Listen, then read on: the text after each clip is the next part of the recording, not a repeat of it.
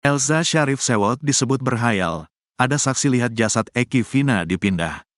Pengacara Ibtu Rudiana mengklaim memiliki saksi yang melihat terpidana memindahkan jasad Eki dan Vina ke jembatan Talun Cirebon. Menurut pengacara Ibtu Rudiana, dua terpidana kasus Vina Cirebon juga sempat mengetuk rumah warga dengan kondisi baju penuh darah. Meski mengklaim memiliki saksi baru, namun Elza Sharif tetap emosi ketika dinilai berhayal. Motif kasus Vina Cirebon masih menjadi polemik antara pembunuhan atau kecelakaan.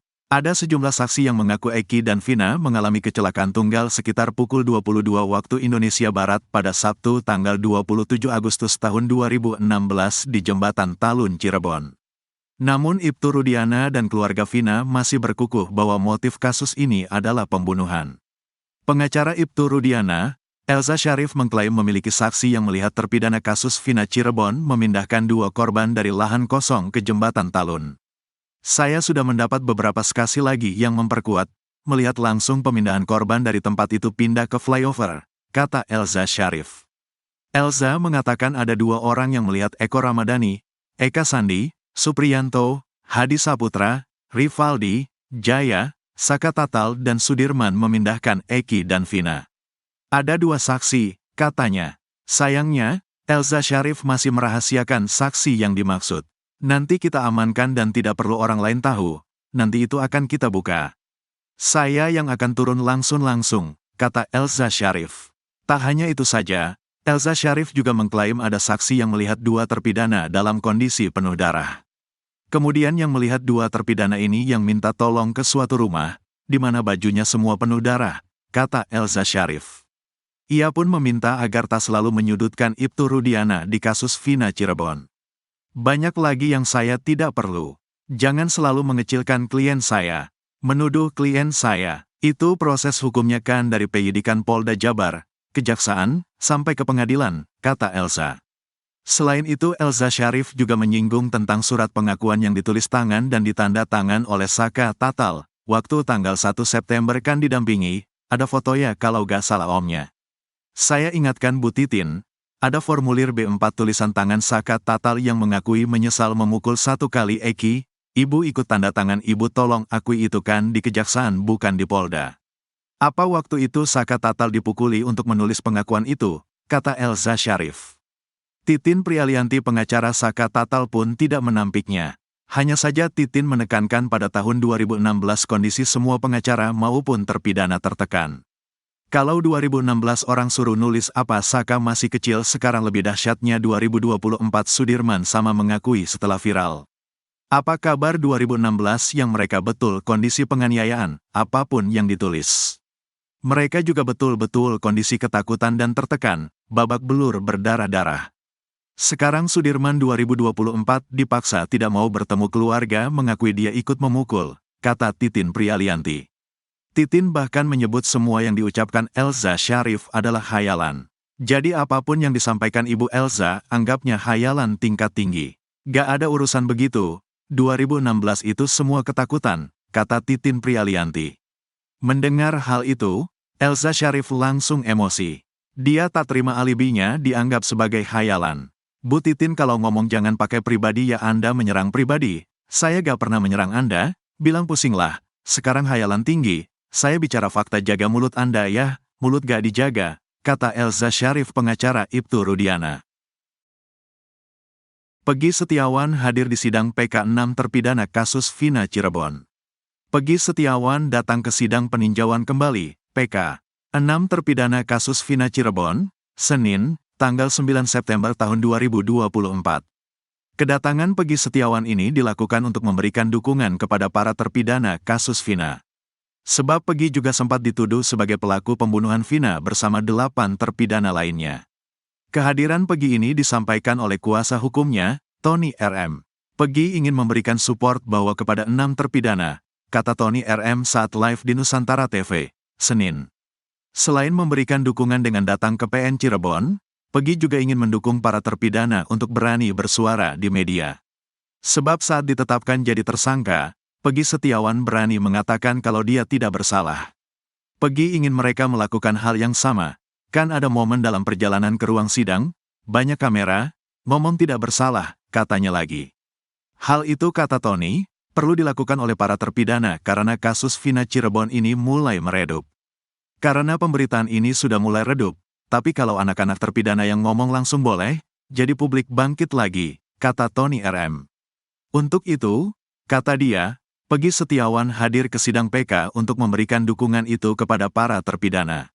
Itu inginnya Peggy di sidang PK ini, dia ingin para terpidana bicara saat menuju ke ruang sidang, ungkapnya. Sementara itu, sidang PK 6 terpidana ini diagendakan dengan pembacaan jawaban jaksa soal gugatan 6 terpidana. Hingga pukul 10.15 waktu Indonesia Barat, sidang PK 6 terpidana masih belum dimulai. Sidang belum digelar karena masih menunggu 6 terpidana yang belum masuk ke ruang sidang. Namun seluruh tim kuasa hukum 6 terpidana sudah berkumpul di ruang sidang. Tak hanya itu, para keluarga terpidana juga sudah hadir dan menanti ke-6 terpidana. Mereka bahkan terlihat membawa bingkusan untuk 6 terpidana. Kuasa hukum 6 terpidana, Jutek Bongso mengatakan, hingga pukul 10.15 waktu Indonesia Barat, sidang belum juga dimulai. Kami masih menunggu sidang, dan masih menunggu ke-6 terpidana untuk dihadirkan dalam sidang PK, katanya di ruang sidang. Menurut Jutek Bongso, ada hambatan administratif soal kehadiran para terpidana di sidang PK. Jadi ada miskomunikasi secara administratif, kata dia. Jutek berharap, hambatan itu tidak lantas membuat sidang jadi ditunda. Bisa saja ditunda. Tapi karena Sudirman tanggal 25, PN Cirebon memprediksi sidang 6 terpidana harus sudah selesai sebelum tanggal 25 September. Minggu ini ada 6 agenda sidang, kalau hari ini ditunda ada bentrok, kata dia lagi. Bahkan menurutnya, hingga pukul 10.15 itu, pihak jaksa juga belum hadir di PN Cirebon. Padahal agenda sidang dijadwalkan dilaksanakan pada pukul 10 waktu Indonesia Barat. Terungkap sosok yang beri kabar kecelakaan Vina, niat bantu malah dituduh. Terjawab sudah sosok yang ikut Liga Akbar ke rumah Vina saat tragedi 2016. Ternyata sosok tersebut bukan pelaku seperti yang dituduhkan Marliana, kakak Vina Cirebon. Liga Akbar bercerita bahwa pada malam kejadian kasus Vina Cirebon, ia diminta untuk mengabarkan keluarga korban. Diminta untuk mengabarkan keluarganya Vina, kata Liga Akbar. Liga pergi dari rumah sakit Gunung Jati ke rumah Vina bersama temannya. Dari situ saya dibantu sama teman saya diantarkan ke rumah Vina, kata Liga Akbar. Saat tiba, rumahnya di rumah Vina sudah dalam kondisi ada yang berduka. Di rumah Vina sedang ada yang berduka. Saya izin untuk mengabarkan keluarganya, ditanyain, ada apa mas? Vina udah di rumah sakit. Emang ada apa? Kecelakaan awalnya bilang, kata Liga Akbar. Saat ke rumah Vina, Liga Akbar dan temannya bertemu dengan nenek-nenek. Pas ngetok rumahnya yang respon ya neneknya. Neneknya juga gak percaya terus marah-marah. Kata warga, ya udah mas pulang lagi aja, kata Liga Akbar. Kini terungkap sosok yang menemani Liga Akbar Cahyana ke rumah Vina. Dia adalah Hadi Ismanto atau karib dikenal Hadi Onadio. Hadi mengaku juga sempat masuk ke kamar jenazah melihat kondisi Eki. Ke kamar jenazah cuma di dalam tapi gak terlalu dekat, kata Hadi Onadio dikutip dari YouTube Vario. Hadi Onadio mengaku sebagai orang yang menemani Liga Akbar ke rumah Vina. Yang nemenin gagal Liga Akbar ke rumah Vina ya saya, katanya. Dia tak berani muncul karena disebut sebagai pelaku kasus Vina oleh Marliana. Kakaknya Vina, pelakunya, katanya. Senada dengan Liga Akbar, Hadi juga bercerita bertemu dengan nenek-nenek di rumah Vina. Lagi berduka, udah ada keranda di situ di rumah Vinanya udah ada yang berduka. Yang ditemuin itu kan neneknya. Gak tahu yang mandiin jenazah apa bukan pokoknya nenek-nenek lah, kata Hadi. Hadi Onadio mengaku tak hanya berdua. Mereka minta didampingi warga sekitar. Ditemenin sama warga sekitar kalau gak RT RW lah, minta ditemenin ngasih kabarnya, katanya. Dia menekankan bahwa yang ditemui saat itu bukan Marliana. Yang saya sama Liga Akbar jumpain bukan kakaknya Vina. Gak ketemu, neneknya, kata Hadi. Hadi Onadio menyesalkan ucapan Marliana tentang dirinya dan Liga Akbar yang dituduh sebagai pelaku. Sempat viral Awa viralkan foto saya, foto Egi. Kalau saya kan niatnya Liga Akbar minta temenin, saya kan cuma mau nolongin, kata Hadi Onadio. Kakak Vina, Marliana sudah terlanjut mengatakan bahwa yang datang ke rumahnya mengabarkan kecelakaan di jembatan Talun Cirebon adalah pelaku pembunuhan. Jadi ada yang datang, Saya gak tahu itu pelaku tuh. Jadi yang ngasih tahu tuh pelakunya. Awalnya gak tahu, kata Marliana saat diwawancara Denny Sumargo. Marliana bercerita orang tersebut ditemui oleh neneknya. Dia datang ke rumah, ngasih tahu, "Mbah," katanya, "Vina kecelakaan, sekarang posisi sudah di rumah sakit," kata Marliana. Kemudian ayah dan kakeknya pergi ke rumah sakit untuk melihat kondisi Vina.